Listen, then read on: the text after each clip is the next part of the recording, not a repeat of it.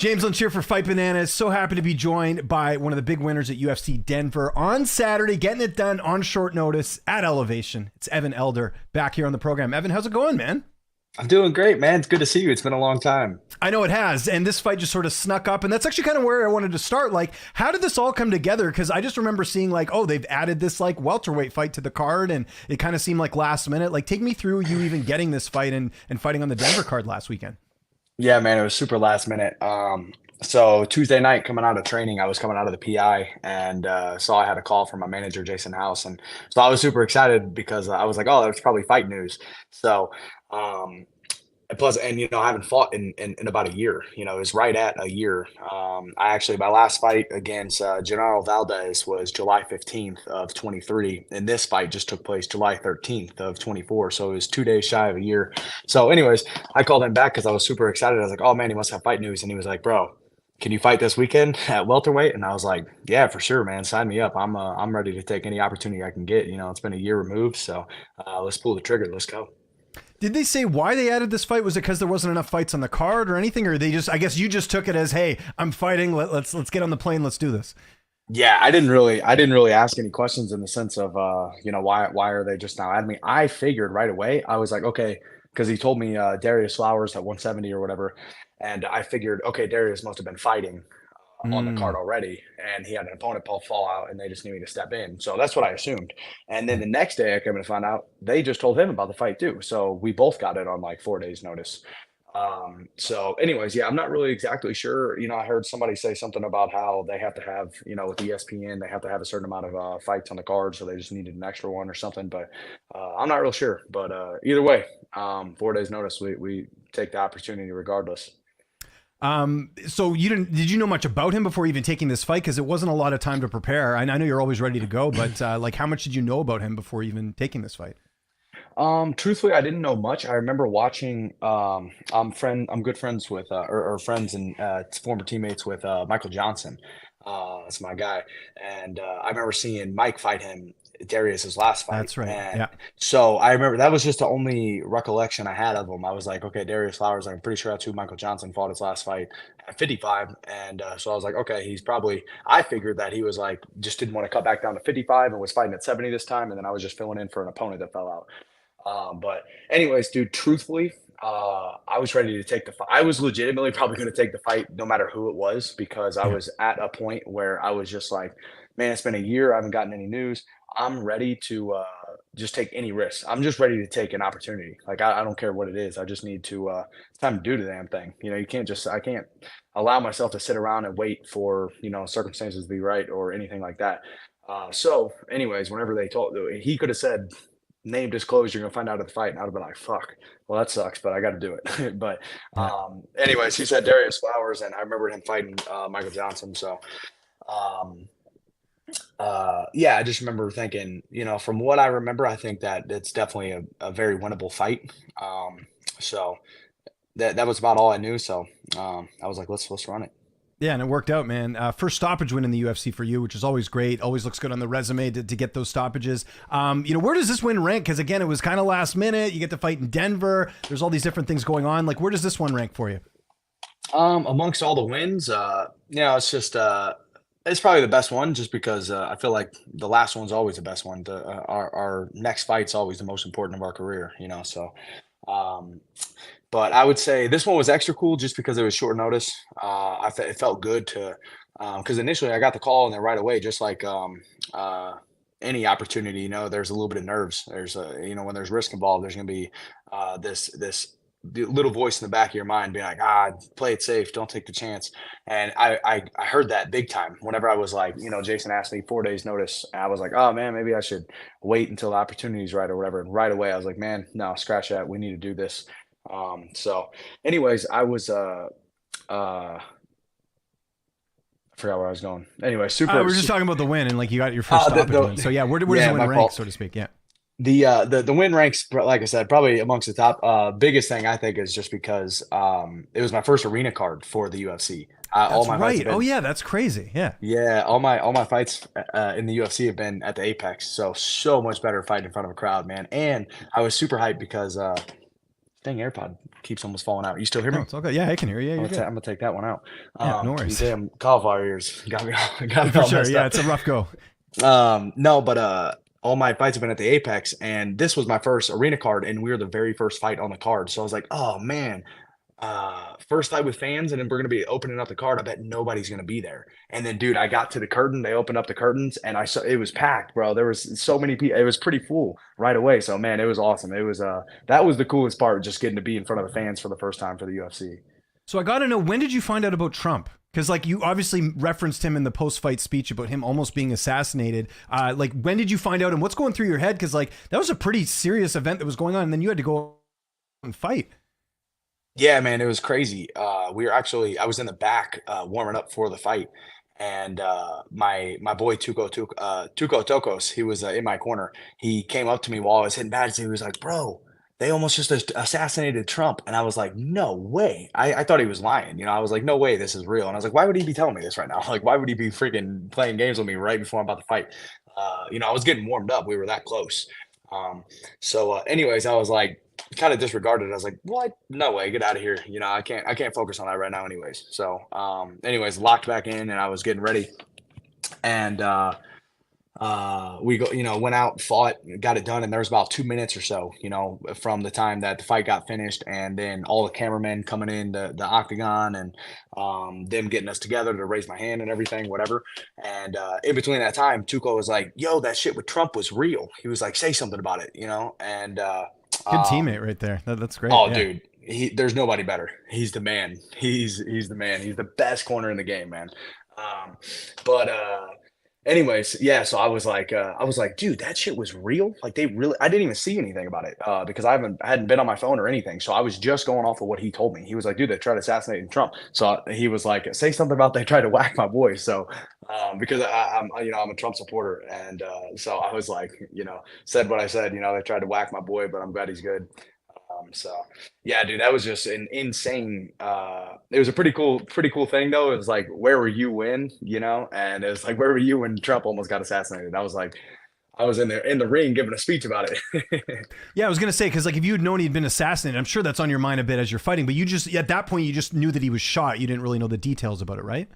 Yeah, no, he said that Tuco just told me they tried to assassinate him, so I Okay. assumed he was fine. You know, Oh, gotcha. So you knew that before you walked out, or like after? Because like you said after that he had said something like say something about Trump, but was that when he told you there was an attempt assassination? Just trying to figure out like what you knew before you went out. Because I think if you did so know that he was assassinated, that's crazy.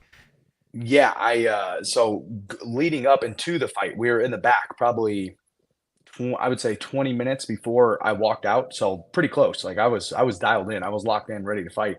And he was like, he must have got on his phone. I was hitting pads with my coach Mateos, and so Tuco got on his phone real quick, and he must have just seen it like blowing up, you know. And he was like, "Holy shit, dude! Apparently, Trump almost just got assassinated." So, like I said, I didn't really buy into it or nothing. I was like, dude, even if that's Oh, I real, see. So you weren't sure yet if it had happened, and then yeah, and like there was just talks yeah, about it, and so after was when yes. it got confirmed that it was making sense. Just trying to get the timeline here. So yeah. Yeah. So I wasn't for sure, but I was like, "What?" And then immediately I was like, "Bro, I can't try to wrap my mind around that right now and focus on fighting. I need to just focus on like I'm about to fight. I gotta stay focused."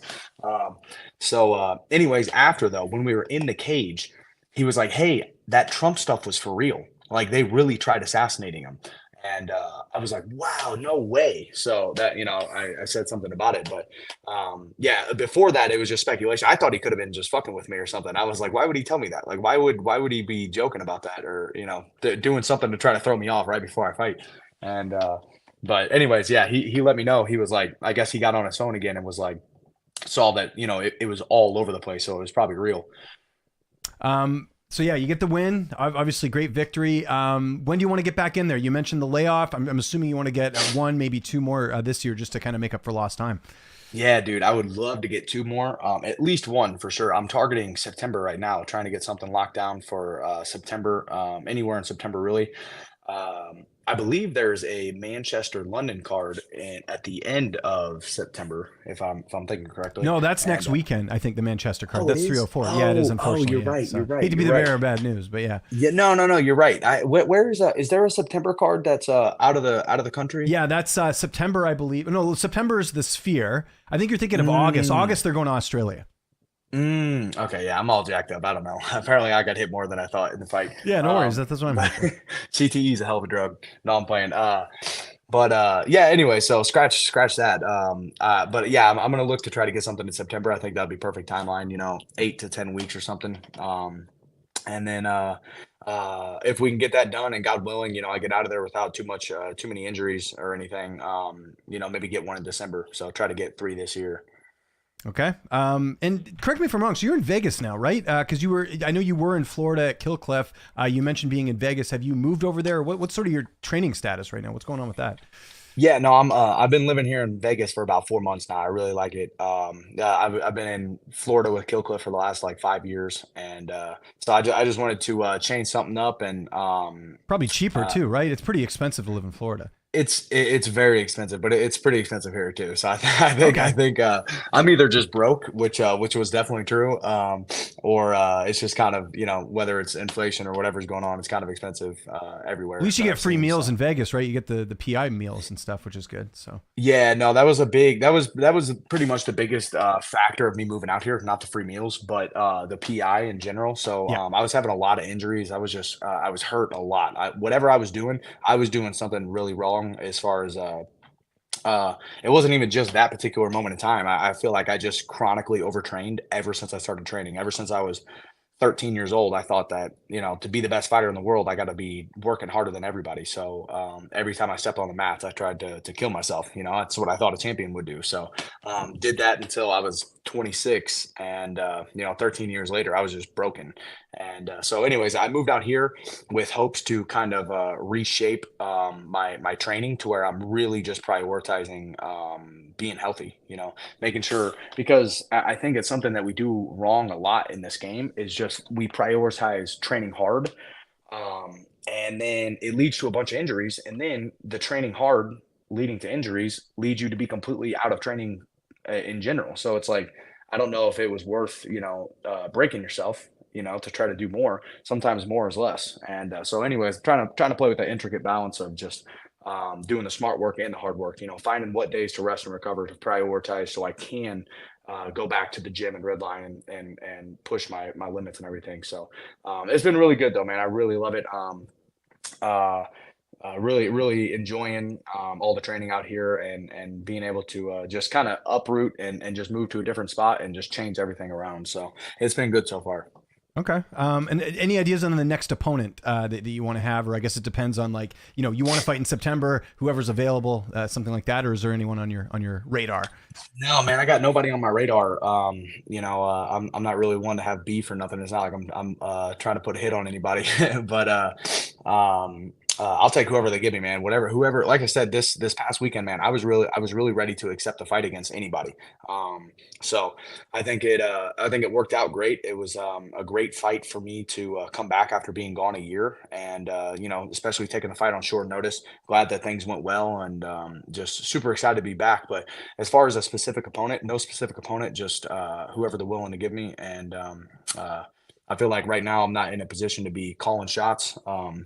Of course, it would be great, whatever, but I'm an employee, so I'm going to listen to the boss and take orders and handle my business. Whatever's asked of me, I'm gonna get it done. Before we get into these next questions, got to mention to our viewers out there, this is brought to you by HK USA. They have great combat sports gear and clothing accessories you can use. Fight Banana. Use the promo code for Fight Bananas, Bananas20 for 20% off your full order. I know people are watching this want to take advantage of that. I always got to ask you about a couple other fights that are coming up here. August 3rd, we've got Nick Diaz and Vicente Luque. I know Luque is former training partner, but how do you see that one going? He's actually the favorite in the fight. First off, shout out HKA USA, one of my sponsors too. They're the best, man. Oh, I there you love go. those guys. And the owner, Nick Sampson, man, he's just one of the best human beings I've ever met in my life. Just seriously. So go support HKA USA if you can. I love those guys. But Nick Diaz and Vicente Luque, Yeah, I actually trained at the Nick Diaz Academy whenever I was 19. I was there for about a Oh, cool. year. Yeah, mostly I only trained with I'm sorry, Nick, a handful of times because he was living in LA at the time. But I trained with Nate a lot. Dude, they are just two of the coolest dudes, man. They are exactly what you see is what you get. There's no fake nothing, you know. So amazing dude. But dude, Vicente Luque is another one of those guys that's just an incredible human being. He's a brother in Christ and a fellow believer and super good dude. But yeah, I mean, the way I see that one going, man, I actually I can't really say I know the way it's going to go or anything, but I do believe, unfortunately, I think Vicente Luque is just much fresher. He's been competing more. I think he's still in his prime. I think I don't think he's done fighting yet. And unfortunately, it seems like Nick has been removed from the game. He's been here and there or whatever. So, like I said, love them both. I would probably have to if I'm a betting man though. If I'm going to make a bet, I'm going to put my money on Vicente Luque. The other fight that people are talking about is this Michael Chiesa and Tony Ferguson fight. How do you see that one unfolding? Oh man, unfortunately, I'm a big Tony Ferguson fan, man. I have been for a long time. El Kukui, he's the freaking loco boogeyman. He was the boogeyman of the division for the longest time, and but man, unfortunately, I think that he is overstaying his welcome, and I hate to see people do that, man, because he's done so much with the sport. He has nothing to prove, and unfortunately, I think he's tarnishing his name a little bit, with this rattling off a bunch of losses. I hope that he comes back and fights amazing. But I really see Michael Chiesa getting that one done. I would imagine Michael Chiesa is going to be able to get him to the ground. I think Tony Ferguson's probably going to be a little bit wild, step in deep on some shots, and leave himself planted in the ground for Michael Chiesa to level change. Chiesa gets him to the ground. Tony Ferguson probably tries to give his back to get up, and Chiesa chokes him out.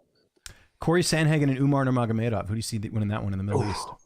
That's crazy, man. I'm gonna have to go with my boy Corey Sandhagen, man. I think he is just uh, I just think, man, I'm such a big fan of that guy. His intelligence level with his IQ with the fight game is just off the charts, man. His footwork, and if you really go and study some of his fights and stuff, you'll see so many patterns. He knows what he's doing. It's not like he's just running around, going crazy with his footwork. He's setting traps. He's hard stepping and feinting and creating angles to set up certain combinations and walking you into traps. But with that being said, Umar is obviously just an insanely high level opponent, and anybody with the last name Nurmagomedov is just a freaking. They're going to be a problem. And so, anyways, it's definitely not going to be an easy fight. But again, if I had to put my money on anybody, it's probably going to be Corey Sandhagen. Just got a couple more quick ones here for you. Israel Adesanya and Dricus Du Plessis for the middleweight title. Who's winning that? Man.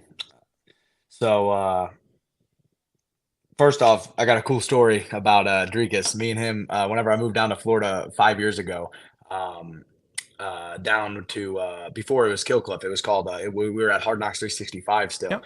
It was actually me and his first day, and he's way more gigantic than I am. So it was kind of funny getting to go with him. But anyways, our very first day at the gym, we went together and got to do some grappling with him. And I was like, holy shit, this dude is good. And he was also gigantic and super athletic. But anyways, super cool dude. I just saw him recently, and it was good talking to him. But man, with that fight, I don't really know. I think that Izzy is. I'm such a big fan of Izzy, man. Speaking of IQ, his IQ, his striking IQ is off the charts, and I think that he can outstrike anybody. And I think that, unfortunately, I think that his striking level is going to be uh, a lot further ahead than Dricus. Dricus is super athletic, super good. Um, Also, high level IQ, but I think that Izzy's going to be able to just be a little bit better in the striking department, and it's going to go a long way. And he's going to be able to move his feet, set traps, and probably going to get Dricus shooting. because I think Dricus will start finding a hard time finding him on the feet. So he's going to have to get desperate and start trying to take him down. And I think Izzy is just elite at avoiding the takedowns. And it's not even necessarily because of his like counter wrestling or anything, but it's because of the understanding of his striking and his ability to control range. And I do feel like he's probably just going to be able to avoid the takedown because he's done it with so many other great grapplers. But I will say, I think if Dricus can get his hands on him, I think Dricus could definitely finish him on the ground. So super good fight, man. Uh, but I would probably put my money on Adesanya. I wouldn't even doubt if it was just a 5 round, just kind of picking them apart. You know, Izzy's so good at keeping distance and making sure the fight goes exactly how he wants it to go, even if it's not the most exciting or anything. You know, so it might be a 5 round unanimous decision for Izzy. Um, Benoit Saint Denis and Renato Moicano in your weight class. Who's winning that? That's a crazy fight, dude. That's a sick fight. Benoit Saint Denis is an absolute fucking Spartan. That dude just comes straight forward like a zombie. Doesn't care what he's getting hit with. And actually, what makes this fight so exciting is they're both just two elite level grapplers. Um, I really don't know. I've heard, I've seen, I've seen Benoit Saint Denis. You know, his grappling in his fights is off the charts. It looks disgusting. But I've also heard from people that I know that are some of the best grapplers I know, telling me that Moicano's grappling is a different level. Like it's just insane. You know, so I'm really excited to see how that one plays out. Thinking of it off the top of my head. Uh, Man, I have no idea about that one, man. I would imagine, it might end up being one of those classic cases of like two super high level grapplers that just end up striking the whole time because they don't want to grapple with each other, you know? So I could see it going that way, but other than that, I don't really have an answer for that one, man. That to me is gonna be a coin toss. You Sean got O'Malley. any odds on that yet? Like, what They are the? don't. I would imagine. Yeah, I don't know who will be the favorite in that one, but I don't think we have odds on it yet. Yeah, But that's going to I be a was. 5 rounder. Yeah, Oh, really? yeah. Um, the one thing I will say about that fight, thinking about it a little bit more, is I would be a little bit worried about Saint Denis' gas tank. I think that he's an absolute monster and probably one of the most mentally tough dudes in the whole UFC, which is insane because that's pretty much to me saying that he's one of the most mentally tough dudes on the whole entire fucking planet. Um, but with that being said, I think he comes out just so ready to kill that he overstresses his nervous system to where he gasses out a little bit. And now, with that being said, you also have to deal with that on the receiving end. So he might be able to do that and gas out Moicano also. But I would be afraid in a 5 round fight that Moicano could catch a second win, survive the onslaught at first, and then end up drowning him, third, fourth, fifth round. So that's interesting. So would What you was give the the next edge to one? Moicano then? Would you give the edge to Moicano then because it's a 5 round fight? You worried about the cardio? I think so. If I had to say one way or the other, I'd probably go with Moicano for that reason. But we'll see, man. I mean, that to me, that's a close one. That's a hard one to call. That's a coin toss. So here are the last two ones. Sean O'Malley is taking on Marab. I know Marab trains in Vegas, but how do you see that one going? Sean O'Malley and Marab. Man, Marab is I've been getting to see him and train with him a bit. He's one of the coolest freaking people in the whole world, man. What a nice, amazing guy.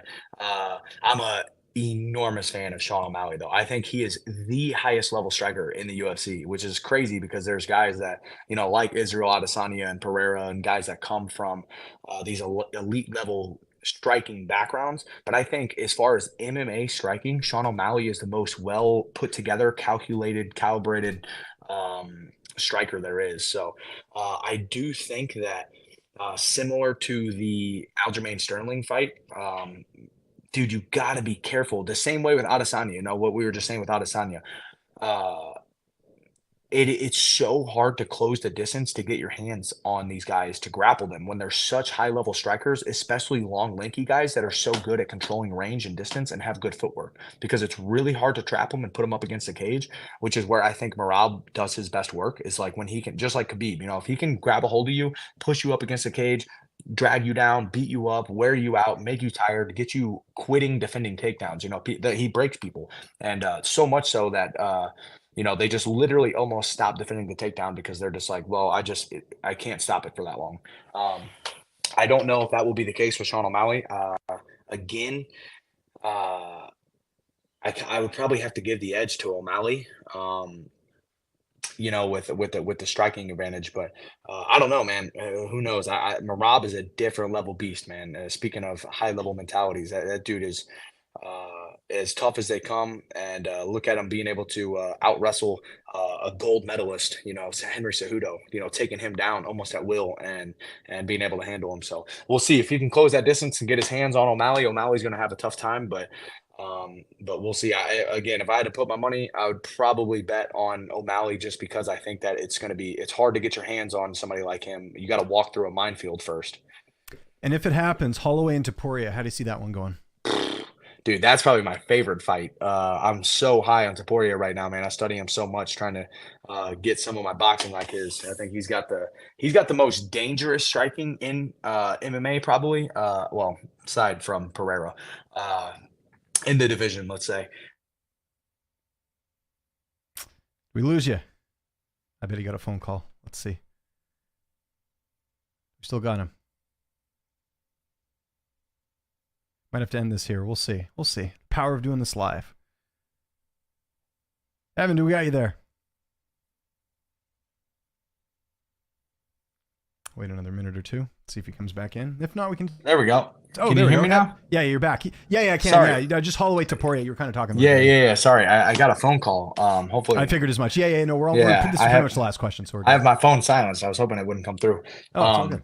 But Holloway Topuria, man, that's a tough one. I unfortunately, dude, Max is my boy. I'm such a huge fan of Max Holloway.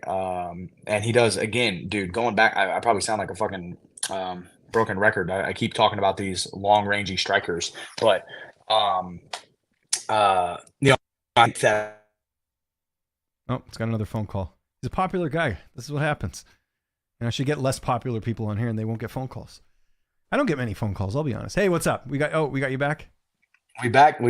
Yeah, we're good. We're good. Just a quick pick, and then we'll get you out of here. Let's go, dude. To sum it up super quick, I'm probably gonna go with Topuria. I think that it's gonna be hard for Holloway to stay away from the nukes that Topuria has for 5 rounds. But with that being said, I thought similar thing to Justin Gaethje, and he just picked him apart. So we'll see. That's a toss up too. But at a championship level, man, you never know.